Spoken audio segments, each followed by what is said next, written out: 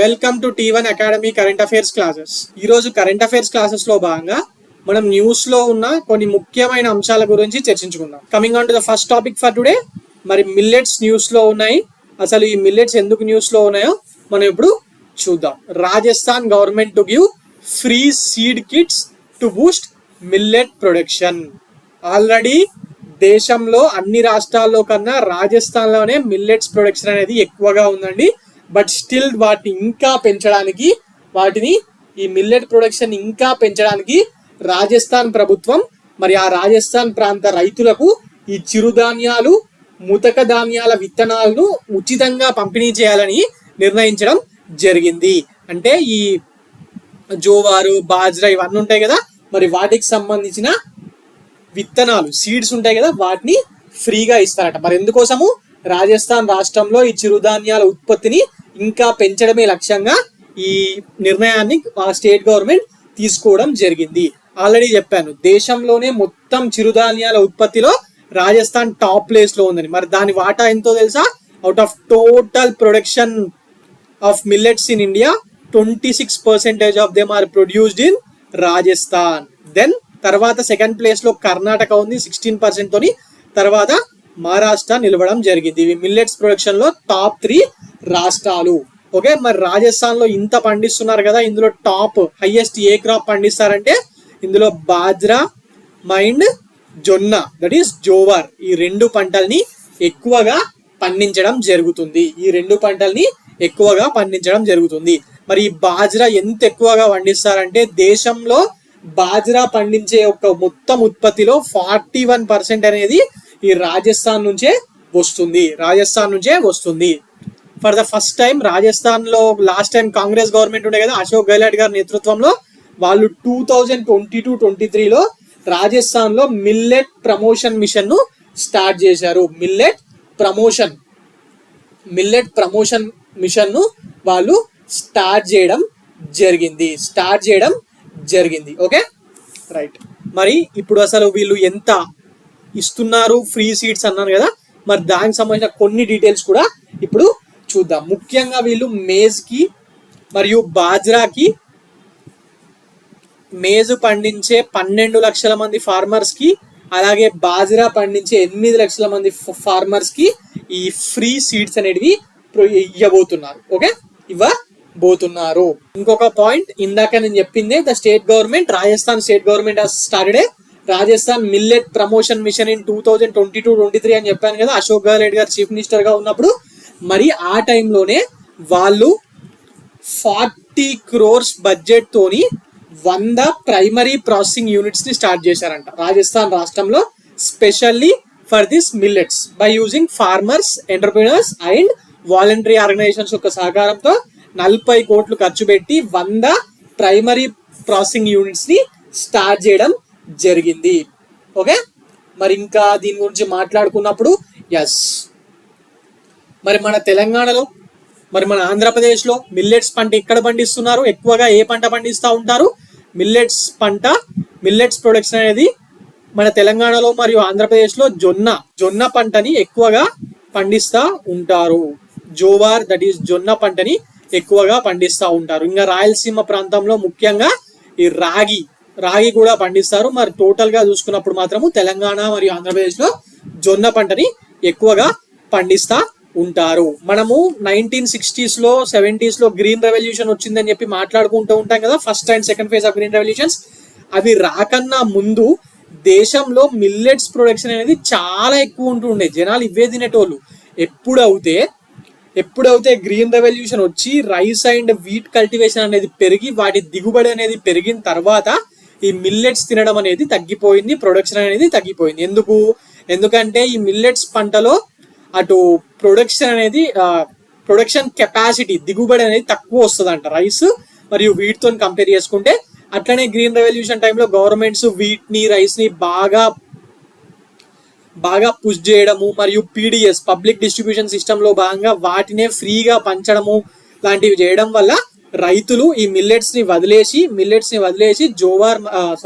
Rice మరియు paddy పంటలకు attract అయ్యి వాటినే పండించడము. మరి రైతులు అవే పండించి మార్కెట్లో అవే దొరికినప్పుడు మనం కూడా అవే స్టార్ట్ చేస్తాం కదా, అవే తినడము స్టార్ట్ అయింది. అంతకన్నా ముందు ఇది చూడండి, millets made of 20% of Indian food basket up to 1965 and 1970. మరి ఇప్పుడేమో 6% మాత్రమే ఉంది. 1965 నుంచి 70 మధ్యలో ఆ టైం వరకు దేశంలో 20% మంది ఈ మిల్లెట్స్ తినేవాళ్ళంట. ఇప్పుడేమో 6% మంది మాత్రమే తింటున్నారు. అలాగే ఈ గ్రీన్ రెవల్యూషన్ వల్ల పంట డిక్లైన్ 34% ఆఫ్ డిక్లైన్ కూడా జరగడం జరిగింది. ఓకే, మరి దీనికి రీజన్ ఏంటి? The relatively short shelf life of millets. ఈ మిల్లెట్స్ అనేది చాలా తొందరగా పురుగు పడతాయండి. మనం అన్నం అనుకోండి, బియ్యం అనుకోండి, ఎన్ని రోజులైనా ఆగుతుంది కదా చాలా రోజుల వరకు.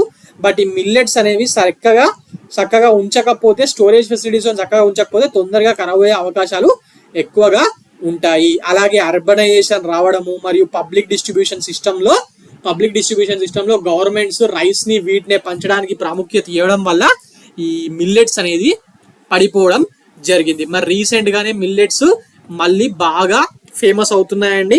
పేదవాణి ఫుడ్ ఇది. 2023లో యుఎన్ఓ వాళ్ళు ఇంటర్నేషనల్ ఇయర్ ఆఫ్ మిల్లెట్స్ అని చెప్పి ప్రకటించడం జరిగింది కదా. ఎస్, మరి ఒక్కసారి ఆలోచించండి మిల్లెట్స్ యొక్క ప్రాముఖ్యత. మనకు మిల్లెట్స్ అనగానే తెలుగు రాష్ట్రాల్లో ఎవరు గుర్తుకొస్తారు? డాక్టర్ ఖాదర్ వలి కదా.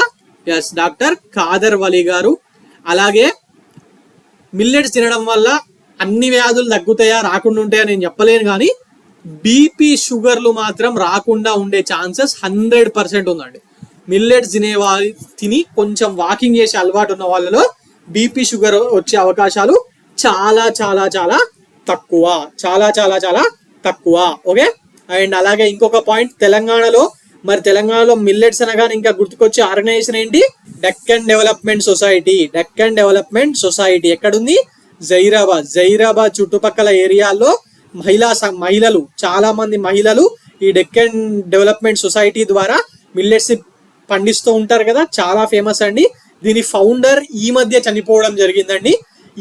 ఈయన మీద ఆల్రెడీ 2016 తెలంగాణ గ్రూప్ 2లో క్వశ్చన్ వచ్చింది. సో మరి ఈయన మళ్ళీ న్యూస్ లో ఉన్నాడు. ఈ మధ్య చనిపోవడం జరిగింది, స్వర్గస్థ అవ్వడం జరిగింది, గొప్ప వ్యక్తి.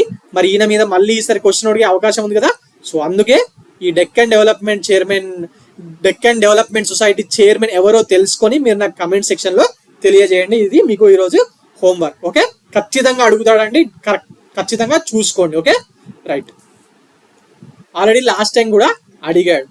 Now coming on to the next topic for today, that is food regulator agency FSSAI certifies nearly 100 jails as eat right campuses. Eat right campus గా 100 జైళ్లను food safety and standard authority of India, that is FSSAI వాళ్ళు ప్రకటించడం జరిగింది. వాళ్ళు తన eat right India ఉద్యమంలో భాగంగా దేశవ్యాప్తంగా 100 జైళ్లను ఈట్ రైట్ క్యాంపస్లుగా ప్రకటించారు. మరి దేంట్లో భాగంగా, ఏ ఉద్యమంలో భాగంగా? ఈట్ రైట్ ఇండియా అనే ఒక ఉద్యమాన్ని FSSAI వాళ్ళు నిర్వహిస్తున్నారు కదా. మరి అందులో భాగంగానే 100 జైళ్లను ఈట్ రైట్ క్యాంపస్లుగా వాళ్ళు ధృవీకరించడం జరిగింది. మరి FSSAI వివిధ సంస్థాగత ప్రదేశాల్లో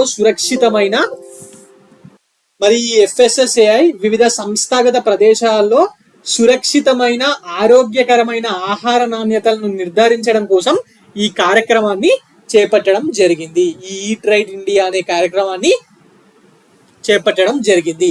మరి ఈ ధృవీకరణ ప్రక్రియలో FSSAI తన యొక్క నిర్దిష్ట ఆహార భద్రతా ప్రమాణాల ఆధారంగా కొన్ని పరీక్షలు నిర్వహిస్తూ ఉంటుంది. మరి అందులో ఆ పరీక్షల్లో మంచి మార్కులు వచ్చిన వాళ్ళకే వీళ్ళు ఈ ట్యాగ్ లైన్ ని ఇస్తారు. ఓకే, మరి జైళ్లలో పరిశుభ్రత, ఆరోగ్యకరమైన ఆహారాన్ని అందించడం, స్థానిక మరియు కాలానుగుణంగా ఆహారం ఇవ్వడం లాంటి విషయాల మీద అవగాహన పెంపొందించడం, మరియు జైల్లో ఖైదీలకు కూడా పౌష్టిక ఆహారాన్ని, పోషకాహారాన్ని ప్రోత్సహించేలా ప్రయత్నాలు చేయిస్తారా అనే 4 ప్రధాన పారామీటర్లపై దృష్టి సారించి FSSAI వాళ్ళు తనిఖీలు నిర్వహించడం జరుగుతుంది. ఇందులో ఇంపార్టెంట్ పాయింట్ ఏంటి? అన్నిటికంటే ఇంపార్టెంట్ పాయింట్ అంటే ఈట్ రైట్ క్యాంపస్లుగా 100 జైళ్ళని రీసెంట్ గా ఏ ఆర్గనైజేషన్ ప్రకటించడం జరిగింది అని చెప్పి అడగచ్చు. FSSAI అంటే ఏంటి? Food safety and standards authority of India. మరి వీళ్ళు ఏ ఉద్యమంలో భాగంగా దీన్ని ప్రకటించారు? ఈట్ రైట్ ఇండియా అనే ఉద్యమంలో భాగంగా ఈట్ రైట్ క్యాంపస్లను ప్రకటించడం జరిగింది. Okay, right. Now coming on to the next topic for today, that is Indo Pacific economic framework for prosperity news లో ఉంది. మరి ఇది అసలు ఎందుకు న్యూస్ లో ఉందో ఇప్పుడు మనం చూద్దాం. రీసెంట్ గా మన union minister of commerce and industry ఉంటారు కదా, he had joined the Indo-Pacific Economic Framework for Prosperity meeting in virtual way. దీని మీటింగ్ లో అందరూ డైరెక్ట్ గా వెళ్తే ఆయన మాత్రం విర్చువల్ కాన్ఫరెన్స్ లో పాల్గొనడం జరిగింది. మరి first minister for commerce and industry ఎవరు? ఇప్పుడు పీయూష్ గోయల్. ఓకే, పీయూష్ గోయల్ వారు మరి ఇందులో పాల్గొనడం జరిగింది విర్చువల్ గా. సో ముందుగా ఫస్ట్ ఈ Indo Pacific economic framework for ప్రాస్పెరిటీకి సంబంధించి అసలు అది ఏంటి అనేది స్టాటిక్ విషయాలు మాట్లాడుకుందాం. Basically it is a regional arrangement to build cooperation and economic integration in the Indo-Pacific region. Indo-Pacific region ఉంది కదా, ఈ Indo-Pacific region అంటే ఇండియన్ ఓషన్, పెసిఫిక్ ఓషన్ తీర ప్రాంతం ఉన్న దేశాలు ఉన్నాయి కదా, మరి ఆ దేశాలకు సంబంధించి ఎకనామిక్ కోఆపరేషన్ ని పెంపొందించడానికి ఈ రీజినల్ కోఆపరేషన్ ని ఏర్పాటు చేయడం జరిగింది. ఎప్పుడు ఏర్పాటు చేశారు? 2022లో. మరి ఎందుకోసం?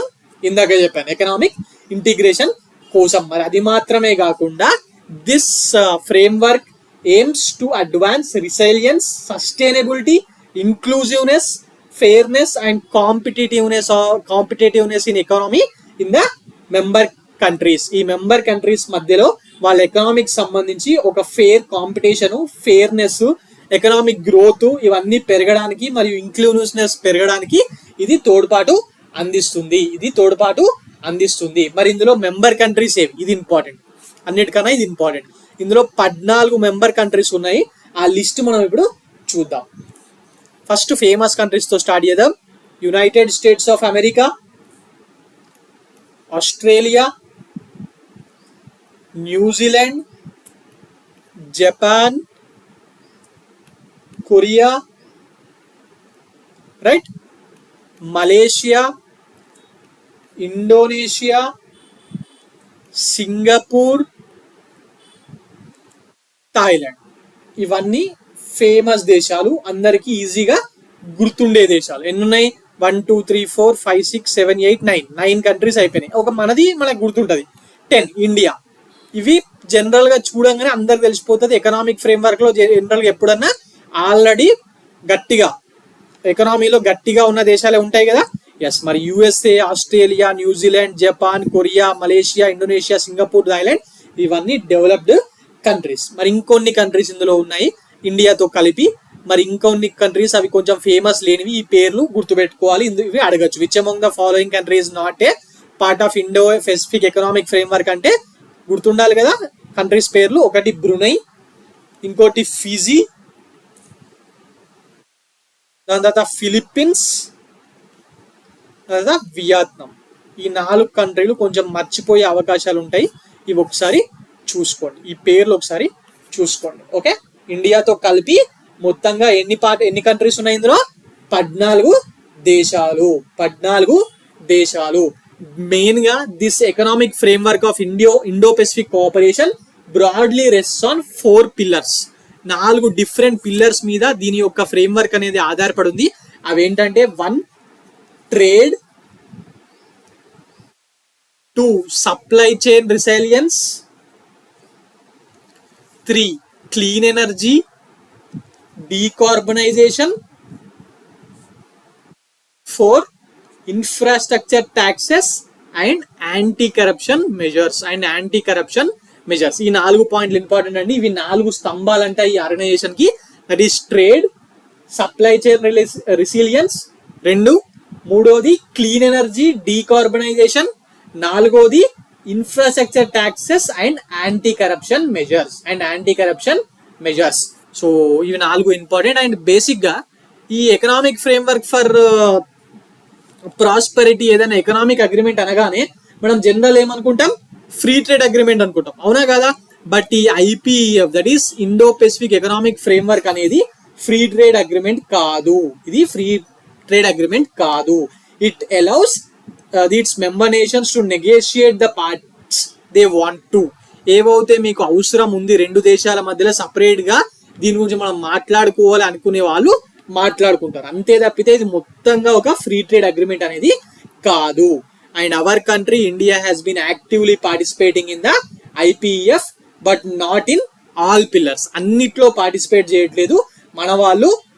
They have decided to opt out from trade కి సంబంధించిన విషయాల్లో ఆప్ట్ అయి మేము డిస్కషన్ చేయము, మేము దీంట్లో దూరంగా ఉంటామని చెప్పి మన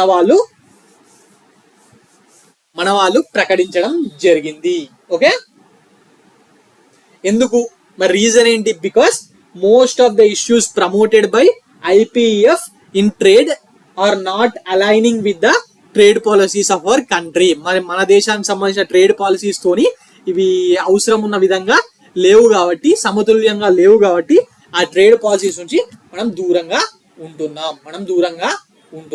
okay, right. Now coming on to the next topic for today, that is ఒక ఆర్గనైజేషన్ ఉందండి, టేస్ట్ అట్లాస్ అని. ఇది ఒక ఫుడ్ గైడ్ సంస్థ. టేస్ట్ అట్లాస్ అనేది వాళ్ళు రీసెంట్ గా ప్రపంచవ్యాప్తంగా టాప్ 10 చీజ్ కేక్స్ యొక్క లిస్ట్ ని రిలీజ్ చేయడం జరిగింది. డెజర్ట్స్ ఉంటాయి కదా, స్వీట్స్, వాటి యొక్క లిస్ట్ ని ఈ టేస్ట్ అట్లాస్ అనే ఆర్గనైజేషన్ రిలీజ్ చేయడం జరిగింది. మరి అందులో భాగంగా మరి మన ఇండియాకు సంబంధించిన రస్మలై, ముఖ్యంగా ఈ రస్మలైకి సంబంధించి అప్పట్లో వెస్ట్ బెంగాల్ అండ్ ఒడిస్సా రెండుకి మధ్య GI ట్యాక్స్ కోసం గొడవ జరిగింది కదా. మరి ఆ రస్మలై అనేది ఈ టేస్ట్ అట్లాస్ యొక్క ర్యాంకింగ్స్ లో రెండవ స్థానంలో నిలవడం జరిగింది. ఓకే, బెస్ట్ చీజ్ డెజర్ట్ అనే దాంట్లో సెకండ్ ప్లేస్. ఓకే, మరి ఫస్ట్ ప్లేస్ లో ఏది ఉంది? ఫస్ట్ ప్లేస్ లో ఉన్నది మనకు తెలియాలా లేదా? సెకండ్ ప్లేస్ లో మనది ఉంది. మరి ఫస్ట్ ప్లేస్ లో ఉన్నది మనకు తెలియాలి కదా. మరి పోలాండ్ కి చెందిన సెర్నిక్ ఇక్కడ ఉందా? ఈ సెర్నిక్ అనేది ఫస్ట్ ప్లేస్ లో నిలవడం జరిగింది. మరి మన రస్మలై రెండో ప్లేస్ లో నిలవడం జరిగింది. అలాగే థర్డ్ ప్లేస్ లో గ్రీస్ కి చెందిన స్పెకియా నో పీటా. అలాగే నాలుగో స్థానంలో New York cheese cake, New York style cheese cake అనేది ఫోర్త్ ప్లేస్ లో నిలవడం జరిగింది. ఇందులో టాప్ 5 ఒకసారి చూసుకోండి. ఫిఫ్త్ ఏమో జపనీస్ చీజ్, అన్నిటికన్నా ముఖ్యం మనది. ఓకే, మరి ఇంకా ఇందులో మాట్లాడడానికి ఏమున్నాయి? అంతేనండి. ఇందులో 3 పాయింట్లు ఇంపార్టెంట్. ఒకటేమో ఇచ్చిన సంస్థ, దట్ ఈస్ టేస్ట్ అట్లాస్. మరి మన ఇండియా నుంచి వచ్చిన రస్మలై సెకండ్ ప్లేస్ లో ఉంది. మరి టాప్ ప్లేస్ లో ఉన్నది పోలాండ్ కి సంబంధించిన చీజ్ కేక్ అయిన సెర్నిక్. ఈ 3 పాయింట్లు చూసుకోండి, ఒకసారి అడగచ్చు. ఓకే, ఇక్కడ ఒక పాయింట్ ఉంది. ఈ రస్మలై అనే దాంట్లో కొన్ని విటమిన్స్ అండ్ మినరల్స్ కూడా చాలా బాగుంటాయంట. కాల్షియం, ప్రోటీన్స్, విటమిన్లు పుష్కలంగా ఉంటాయి. అలాగే హోలీ, దీపావళి వంటి పండుగల సమయాల్లో దీన్ని ఎక్కువగా ఉపయోగిస్తూ ఉంటారు. Okay, now coming on to the next topic for today.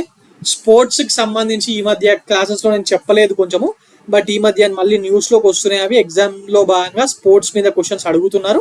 So ఇది ఒకసారి చూద్దాం. Indian pair wins French open badminton tournament. అదేంటి sir, French open tennis tournament కదా అంటారా? ఫ్రెంచ్ ఓపెన్ అనేది టెన్నిస్ కి సంబంధించి ఒక గ్రాండ్ స్లామ్ అండి. బట్ బ్యాడ్మింటన్ లో కూడా ఫ్రెంచ్ ఓపెన్ అని పేరు పెట్టదని ఏం లేదు కదా. మరి బ్యాడ్మింటన్ లో కూడా ఉంది.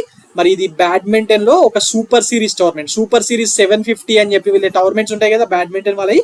మరి ఇది ఒక badminton super series 750 tournament France లో ప్రతి సంవత్సరం నిర్వహిస్తూ ఉంటారు. మరి దీంట్లో భాగంగా మన భారతదేశ పురుషుల డబుల్స్ స్టార్ జోడి మన వాళ్ళు ఉన్నారు కదా, మన ఆంధ్రప్రదేశ్ కి చెందిన సాత్విక్ సాయిరాజ్ రామ్కిరెడ్డి మరియు మహారాష్ట్రకు చెందిన చిరాగ్ శెట్టి. వీళ్ళిద్దరు ఈ టోర్నమెంట్ ని గెలుచుకోవడం జరిగింది. వీళ్ళు ఈ సంవత్సరం లైన్ గా న్యూస్ లో ఉంటున్నారండి. జనవరి, ఫిబ్రవరిలో మలేషియన్ ఓపెన్ ఇలాంటి టోర్నమెంట్స్ లో వీళ్ళు ఫైనల్లో ఓడిపోవడం జరిగింది. మరి ఈసారి మాత్రం ఈ సీజన్ లో మొట్టమొదటి టైటిల్ ని వీళ్ళు ఫ్రెంచ్ ఓపెన్ రూపంలో కైవసం చేసుకోవడం జరిగింది. మరి వీళ్ళు చైనీస్ తప్పికి చెందిన లీజే హుయే యాంగ్పో హ్యువాన్ ఈ పేరుని ఓడిపేసి వీళ్ళు గెలవడం జరిగింది. వీళ్ళు రీసెంట్ గా గెలిచిన టైటిల్స్ మీద క్వశ్చన్స్ రావచ్చు, ఎందుకంటే బ్యాడ్మింటన్ అనగానే ఈ మధ్య ఈ పేరు మాత్రమే న్యూస్ లో ఉంటుంది. మొన్న ఒక పేరు కూడా ఉండే న్యూస్ లో, ఎందుకది ఒక famous badminton player from Andhra Pradesh who was born and brought up in Hyderabad has recently announced his ఆయన రిటైర్మెంట్ ని ప్రకటించారు. అది ఆయన ఎవరో చెప్పి నేను అడిగాను ఆల్రెడీ. ఆయన మీద సార్ క్వశ్చన్ రావచ్చు. సో రీసెంట్ గా రిటైర్మెంట్ ప్రకటించిన భారతదేశపు టాప్ బ్యాడ్మింటన్ పేరేంటి మీరు నాకు కమెంట్ సెక్షన్ లో తెలియజేయండి. ఆల్రెడీ పోయిన క్లాసెస్ లో చెప్పారు, అడిగితే అడగచ్చు. ఎందుకంటే ఒక స్పోర్ట్స్ ప్లేయర్ పేరు ఇచ్చి is related to which sport అని చెప్పి ఎగ్జామ్ లో అడుగుతున్నాడు. Okay right. సో వీళ్ళు ఫ్రెంచ్ ఓపెన్ టోర్నమెంట్ గెలవడం ఇదే మొట్టమొదటిసారి కాదండి. ఆల్రెడీ 2022లో కూడా ఈ సాత్విక్ సాయిరాజ్ రామ్కిరెడ్డి మరియు చిరాగ్ శెట్టి జోడీ ఈ ఫ్రెంచ్ ఓపెన్ టైటిల్ ని గెలుచుకోవడం జరిగింది. Okay right. Now coming on to the next topic for today, Ranji tournament news లో ఉంది. మరి ముంబై జట్టు 42వసారి for the 42nd time they have won this Ranji trophy. IPL వచ్చిన తర్వాత జనాలు పెద్ద పట్టించుకోవడం బంద్ చేసిరు, కానీ అంతకుముందు ఇండియా నుంచి ఎవరైనా టీంలో చోటు కోల్పోతే డైరెక్ట్ గా రంజీ టోర్నమెంట్ లో మంచిగా ఆడి మళ్ళీ ప్లేస్ సంపాదించుకునే వాళ్ళు. ప్రతిష్టాత్మకమైన దేశవాళీ టోర్నమెంట్. మరి రంజీ ట్రోఫీలో ముంబై మళ్ళీ ఒకసారి అంటే ఫర్ ద 42nd టైం ఎవరిని ఓడిపేసి విదర్భను ఓడిపేసి గెలవడం జరిగింది. మరి ఈ ముంబై టీం కి కెప్టెన్ గా అజింక్య రహానే ఉండడం జరిగింది. అలాగే మరి ఈ రంజీ ట్రోఫీలో man of the match, man of the player ఎవరో కూడా చూద్దాం. Okay, Musheer Khan player of the match అంట ఫైనల్లో. మరి ప్లేయర్ ఆఫ్ ద సిరీస్ ఎవరు అంటే ధనుష్. ఓకే, ఈ 2 పాయింట్లు ఇంపార్టెంట్. ఈ ఇయర్ రంజీ ట్రోఫీ ఎవరు గెలిచారు? బాంబే. ఎన్నోసారి ఇది గెలవడం? ఈ రంజీ ట్రోఫీ చరిత్రలో ముంబై ఇది గెలుచుకోవడం 42వసారి. మరి ఎవరిని ఓడిపేసి గెలిచారు? విదర్భను ఓడిపేసి గెలవడం జరిగింది. ఓకే, విదర్భ ఏంటి, ఏ స్టేట్ ఇది, ఎప్పుడు ఇనలేదు అంటారా? ఎస్, ఇది ఒక రీజియన్ అండి. మహారాష్ట్రలో ఉండే ఒక రీజియన్ పేరు విదర్భ. ఇదేమి స్టేట్ కాదు. బేసిక్ గా ఈ నాగ్పూర్ ఏరియా ఉంటది కదా, ఫర్ ఎగ్జాంపుల్ ఇది మహారాష్ట్ర మ్యాప్ అనుకోండి. ఇక్కడ మన తెలంగాణతో బార్డర్ ఉన్న ఒకప్పుడు హైదరాబాద్ సంస్థానంలో ఉన్న నాందేడ్, బీడ్, ఔరంగాబాద్, ఉస్మానాబాద్ ఇవన్నీ మరాఠ్వాడ కిందికి వస్తే, ఇక్కడ పక్కకి ఏరియా ఉంటుంది చూసిరా మన ఆదిలాబాద్ పైన యావత్మాల్, నాగ్పూర్, అమరావతి, గడ్చిరోలి ఇవన్నీ విదర్భ ప్రాంతం కిందికి వస్తాయి. అదేంటి సార్ ఒక స్టేట్ కి ఒక జిట్టే ఉండాలి కదా అంటారా? అలా ఏం లేదండి. క్రికెట్ లో అలా ఏమి ఉండదు దేశవాళీ టోర్నమెంట్లకు, రంజీ టోర్నమెంట్ సంబంధించి. ఎందుకంటే మనం యునైటెడ్ ఆంధ్రప్రదేశ్ లో ఉన్నప్పుడు కూడా యునైటెడ్ ఏపీకి 2 క్రికెట్ టీంలు ఉండేవి. ఒకటేమో ఆంధ్ర, ఇంకొకటేమో హైదరాబాద్ జట్టు. ఓకే, 2 సపరేట్ ఉండేవి. మరి ఓకేనా రైట్. మరి విదర్భను ఓడిపేసి వీళ్ళు గెలవడం జరిగింది. Right. Now coming on to the next topic for today, Ravichandran Ashwin news లో ఉన్నాడు. ఎందుకంటే రీసెంట్ గా ఐసీసీ వాళ్ళు ర్యాంకింగ్స్ ని ప్రకటించడం జరిగింది. అందులో భాగంగా బౌలర్స్ కేటగిరీలో అశ్విన్ మళ్ళీ ఒకసారి ఫస్ట్ ర్యాంక్ లో నిలవడం జరిగింది. ఎందులో? టెస్టుల్లో నంబర్ 1 బౌలర్ గా మన భారత ఆఫ్ స్పిన్నర్ అయిన రవిచంద్రన్ అశ్విన్ మరోసారి నిలవడం జరిగింది. రీసెంట్ గా ఆయన ఇంగ్లాండ్ తో జరుగుతున్న టెస్ట్ సిరీస్ లో భాగంగా 100 టెస్ట్ మ్యాచ్లు ఆడిన ఇండియన్ ప్లేయర్ గా నిలవడం జరిగింది కదా. అంటే చాలా మంది ఆడిరు అనుకోని ఇప్పటి వరకు, బట్ ఈయన కూడా ఆడడం జరిగింది. 100 టెస్టులు ఆడడం జరిగింది. అలాగే మరి పురుషుల ర్యాంకింగ్స్కి వచ్చేసరికి మన ఇండియాకి సంబంధించిన రోహిత్ శర్మ 6th ప్లేస్లో నిలవడం జరిగింది. అలాగే మొత్తం టీమ్ పర్ఫార్మెన్స్ విషయంలో చూసుకున్నట్టయితే ఇండియన్ క్రికెట్ జట్టు అటు టెస్టులు, ఇటు T20లు, అటు ఓడిఐ అంటే వన్డేలు 3లోనూ భారతదేశం అగ్రస్థానంలో నిలవడం జరిగింది. ఫస్ట్ ప్లేస్లో ఉంది. ఓకే, ఈ పాయింట్స్ ఇంపార్టెంట్ అండి. Okay right. సో ఇదండి ఈరోజు current affairs. For more current affairs like this please visit T1 Academy and also please subscribe T1 Academy. Thank you.